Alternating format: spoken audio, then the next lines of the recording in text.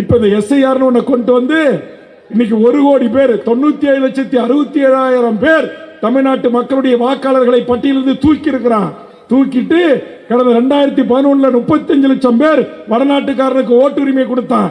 இன்னைக்கு இந்த 97 லட்சம் பேர்ல நீக்கணும்னு எல்லாம் தமிழ்நாட்டை சேர்ந்தவர்கள், இந்த நாட்டின் பூர்வீக குடிகள், இஸ்லாமியர்கள், கிறிஸ்துவர்கள், இந்துக்கள், முற்போக்கு சக்திகள். ஆனா பிப்ரவரியில் ஒரு பட்டியலை சேர்ப்பான். யாரை சேர்ப்பான்? வடநாட்டுக்காரனை சேர்ப்பான். ஏன்னா அப்பதான் தேர்தல் கட்சியினுடைய ஏஜெண்டுகள் சரிபார்க்க முடியாது, ஓட்டுரிமை கொடுத்துருவான்.